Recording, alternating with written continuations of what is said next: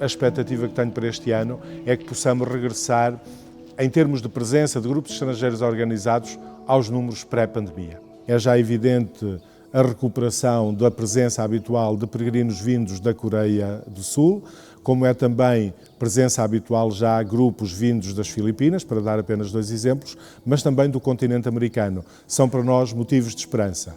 Dos peregrinos europeus, nós tivemos um regresso muito rápido, quer de peregrinos espanhóis, quer de peregrinos polacos, um regresso mais lento, por exemplo, de peregrinos italianos. Sem dúvida que a grande presença é de peregrinos portugueses, já era antes e continua a ser, e durante o tempo da pandemia foram também os peregrinos portugueses que asseguraram sempre a presença aqui no recinto do santuário. Obviamente que a presença do Papa aqui em Fátima será um momento particularmente importante neste contexto da própria Jornada Mundial da Juventude.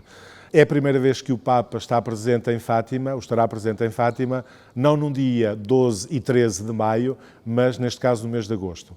Obviamente que, por esse mesmo motivo, o santuário se tem vindo a preparar já desde há algum tempo para acolher os jovens que virão para a Jornada Mundial da Juventude, e o acolher os jovens é pensar no acolhimento deles, nas propostas a fazer aos jovens, mas também em toda a dimensão logística de acolhimento daqueles que ficarão por Fátima na pré-jornada ou mesmo durante o tempo da jornada e aqueles que quererão visitar o santuário.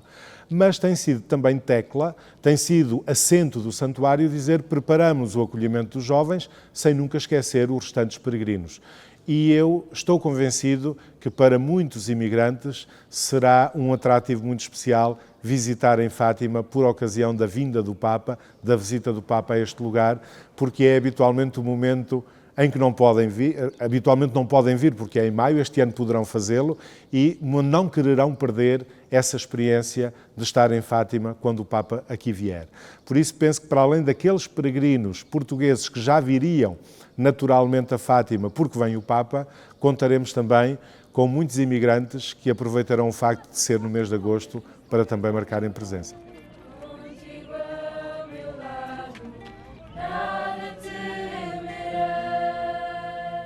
Eu creio que há uma primeira expectativa que se prende com o contexto, isto é, o Papa vem no contexto da Jornada Mundial da Juventude e esta será uma oportunidade única para projetar Fátima também junto dos mais jovens.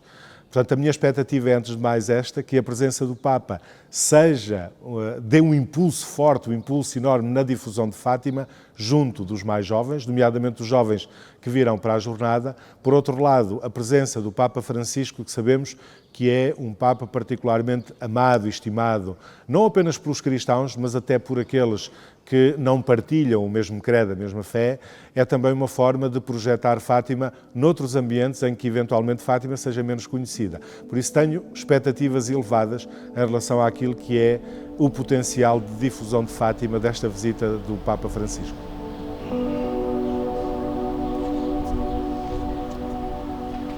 Eu creio que a mensagem de Fátima tem uma dimensão que eu diria que é profundamente intra-eclesial, isto é dirigida ao povo de Deus e que tem que ver com esse lugar de Deus na vida dos crentes, com o convite à oração, mas tem também uma dimensão que ultrapassa esse horizonte, uma vez que é uma mensagem de paz e a paz é uma realidade que vai muito além daquilo que são os limites, as fronteiras da própria Igreja. Nossa Senhora vem aqui para falar de Deus e do lugar que só Ele pode ocupar na vida do crente, mas, por outro lado, vem também falar de paz, da importância da paz e da necessidade de cultivar essa mesma paz. Por outro lado, este é efetivamente um lugar materno, isto é Nossa Senhora a mensageira deste lugar e isso é particularmente significativo para quantos aqui vêm, para quantos procuram este lugar. Este lugar torna-se significativo para os cristãos, torna-se significativo para o mundo também, por essa dimensão materna que Fátima personifica, que Fátima encarna. Eu creio que podemos, por um lado, sublinhar a dimensão profundamente crente da oração pela paz. Nós acreditamos que a vontade de Deus é a paz e que a paz é o grande dom de Deus e por isso nós cristãos sentimos a urgência de rezar pela paz. E este é um lugar que nos recorda permanentemente a necessidade de rezar pela paz. Portanto, esta dimensão cumpre-se nessa oração pela paz, mas não apenas. Este é lugar de confluência de povos diversos. E a confluência e convivência de povos diversos é também sinal de paz. Eu creio que esta dimensão internacional de Fátima é um contributo efetivo à paz como lugar de encontro, como lugar de comunhão na diferença. A guerra surge sempre fundamentalmente da impossibilidade ou da incapacidade da sã convivência com os outros. Fátima torna-se por isso sinal profético dessa capacidade de convivência humana e por isso desafio a cultivar fora deste espaço físico do santuário essa mesma dimensão de respeito e convívio com os outros. Por alguma coisa se tem insistido na designação de Fátima como cidade da paz. Creio que será cada vez mais cidade da paz, na medida em que preservar esta mensagem, que é um convite permanente a rezar pela paz do mundo, um convite a construir a paz, mas também um convite a construí-la nesta sã convivência e no acolhimento em relação a todos aqueles que procuram este lugar, independentemente das suas origens, independentemente daquilo que é diferente. Este é o lugar em que todos podem sentir em casa e por isso todos podem sentir acolhidos. E esse é o grande contributo para a paz. Eu creio que, do ponto de vista diplomático, já existe uma intervenção que muitas vezes é discreta. Tão discreta que não chega a tornar-se conhecida ou a vir para as notícias, mas há já alguma preocupação e intervenção por parte da Igreja nesses esforços de paz. Veja-se em relação à Ucrânia, a este conflito, em que desde o início o Papa tem repetidas vezes oferecido os seus préstimos para pôr em diálogo aqueles que estão envolvidos nesta guerra e para procurar soluções de paz. Vejam-se outros conflitos que têm sido mediados pela própria Igreja. Agora, sem dúvida, nunca podemos dar-nos por satisfeitos e eu creio que nunca podemos dizer que a Igreja já fez tudo o que podia fazer pela paz, que também esses esforços de intermediar a paz continua a ser um desafio permanente a todos os níveis. Também no nível mais caseiro, no nível mais nacional, por exemplo, na nossa sociedade em que por vezes se sentem alguns conflitos, a Igreja podia ter um papel mais ativo no sentido de procurar essa conciliação que é fundamental para diluir algumas tensões que vão aparecendo também nas nossas sociedades. Vivemos num mundo cada vez mais polarizado. E a Igreja não pode, de forma alguma, ser ou estar num dos polos. A Igreja tem a missão de procurar precisamente pacificar e evitar esse extremar de posições e é nesse aspecto que me parece que mesmo a este nível nacional, mesmo em Portugal, a Igreja poderia e deveria ter um papel mais ativo de pacificação e de alívio deste tipo de tensões que acabam por dar sempre origem a alguma divisão na própria sociedade.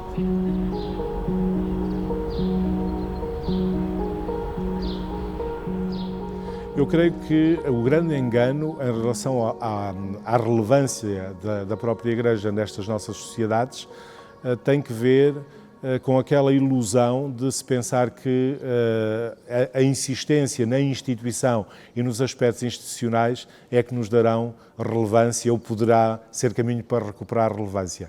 Eu creio que, pelo contrário, a relevância está naquilo que é o testemunho da vivência do Evangelho, isto é, a nossa relevância conquista-se na medida em que soubermos viver o Evangelho de Jesus Cristo e nos soubermos deixar questionar por esta sociedade em que vivemos. E muitas vezes a perda de relevância está ligada diretamente a este nosso medo que leva a Igreja a fechar-se tantas vezes em si mesma como uma fortaleza que se sente de alguma forma sitiada e que por isso se defende.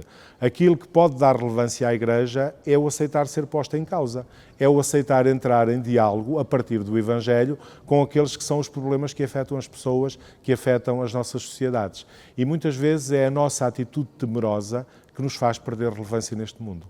E nós que em Portugal estamos num período particularmente doloroso para a Igreja, com toda a questão dos abusos sexuais sobre menores por parte de membros da Igreja ou em contexto eclesial, temos necessariamente de reconquistar a confiança das pessoas. Obviamente temos de entrar em diálogo com a sociedade em que vivemos, isso é fundamental, mas temos de fazer este caminho de recuperação de confiança. E há um outro aspecto em que essa recuperação da relevância da Igreja se joga. Nós continuamos a ter visões demasiado, quando digo nós, é começar por nós, clérigos, visões demasiado clericais da própria Igreja.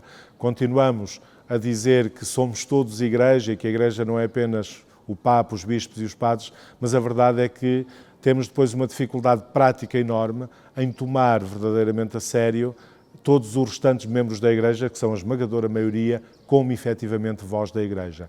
E eu creio que o Sínodo, nesse aspecto, veio procurar dar voz à própria Igreja, em todos os seus membros, e pode ser um sinal profético deste caminho que a Igreja tem de percorrer também, em Portugal, também neste meio, que é o caminho de dar efetivamente um lugar relevante aos leigos, não porque a hierarquia precise de apoio, mas porque essa voz pertence efetivamente a essa grande e esmagadora maioria dos cristãos que são a Igreja. Ave Maria, cheia de graça, o Senhor é convosco, bendita sois vós. Os santuários têm um grande mérito, que é a possibilidade de atrair para uma experiência forte de fé, mesmo quando não há, na vida daqueles que nos procuram, um enquadramento eclesial, uma vivência e um sentido de pertença particularmente profundos. Nós assistimos nas nossas sociedades cristãs, ou em alguns aspectos sociedades pós-cristãs, assistimos a este fenómeno de muita gente que vive a sua fé, mas que não se sente confortável com o enquadramento institucional. E os santuários muitas vezes são a única forma de vivência dessa religiosidade. São o momento por excelência de vivência dessa forma de fé, que é uma forma absolutamente digna e respeitável de vivência da própria fé. E eu creio que os santuários e o Santuário de Fátima têm a esse nível um papel absolutamente único, que é de acolher não apenas aqueles cristãos que habitualmente já são presença habitual nas nossas paróquias, nas nossas igrejas, nas nossas instituições, mas também de acolher todos os outros que não têm um tão profundo sentido de pertença, mas que sentem neste lugar precisamente a possibilidade de uma forte experiência de fé. E nesse aspecto, os santuários conseguiram efetivamente ajudar e dar um contributo decisivo na recuperação da própria relevância da Igreja na sociedade em que vivemos. Este é lugar de escuta nesse duplo sentido, é lugar de escuta porque há gente que vem e que precisa de ser escutada, acolhida na sua fragilidade, mas é também um lugar que as pessoas sentem como sua casa e por isso o lugar que é permanentemente desafiado a escutar as sugestões de quem nos visita. É muito interessante que em 2017, no dia 13 de maio, o Papa Francisco, o que me disse num breve diálogo, foi precisamente isso, que não deixasse nunca de recordar aos confessores, aos capelães, mas também aos colaboradores do santuário, que este era o lugar de misericórdia, que a misericórdia teria de ser sempre a marca do próprio santuário. E, de facto, este é lugar de misericórdia, lugar que muito peregrino procura porque se sente aqui, sente o abraço de Deus, muitas vezes o abraço mediado pela presença materna de Maria, mas sente esse abraço de Deus numa vida tantas vezes desesperançada, numa vida tantas vezes sofrida. Este acaba por ser esse lugar tranquilo, de paz, pelo menos de uma pequena pausa de paz que permite recuperar as forças para voltar ao dia-a-dia com todas as suas dores e com todo o seu sofrimento. Gostaria, em primeiro lugar, de sublinhar que nos agradou muito a escolha do tema. Não fomos nós que o sugerimos, obviamente, mas ficámos bastante satisfeitos com a proposta do tema Peregrinos da Esperança. Porquê? Porque, de facto, se este tema retrata aquilo que é a vivência do jubileu, retrata também aquela que é a realidade deste lugar, a realidade do Santuário de Fátima.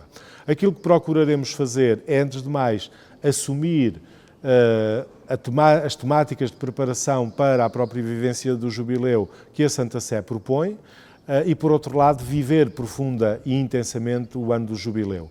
Nós vamos adotar no santuário essa mesma temática, esse mesmo tema, e procurar levar os peregrinos a fazer a experiência do santuário como lugar de esperança, mas também a procurar de alguma forma, levar a esperança além daqueles que são os limites físicos deste lugar, porque o santuário é sempre um lugar, mas este santuário em concreto tem sempre este desejo de ir além do limite físico do lugar onde nos encontramos e chegar mais longe, poder levar mais longe esta esperança.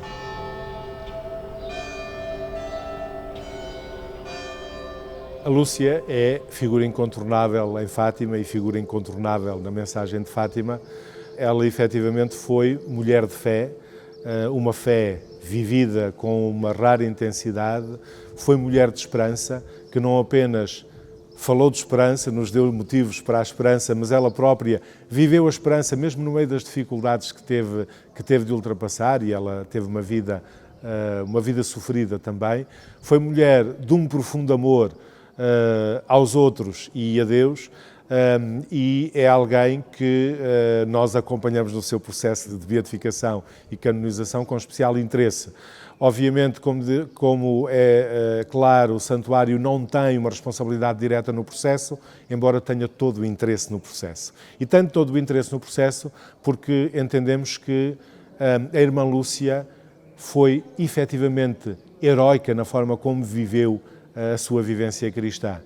O seu heroísmo não está apenas na vivência cristã, não está diretamente ligado às aparições de Nossa Senhora, no sentido de que não é por isso que ela pode vir a ser beatificada ou canonizada, mas na forma como efetivamente viveu a sua fé e na forma como foi exemplar numa vida de escondimento. O processo, neste momento, a expectativa é a declaração da irmã Lúcia como venerável, que significa o reconhecimento dessa heroicidade de virtudes. É essa a nossa expectativa, que possa acontecer ainda este ano. Gostaríamos que acontecesse neste período até à Jornada Mundial da Juventude, ou eventualmente fosse o Santo Padre a trazer-nos em mãos esse presente.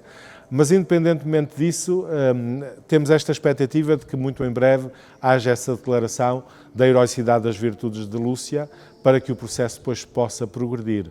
Não sendo, como digo, algo que seja responsabilidade direta do santuário, não somos responsáveis pelo processo, é algo que acompanhamos muito de perto, nomeadamente com o nosso interesse e com a nossa oração.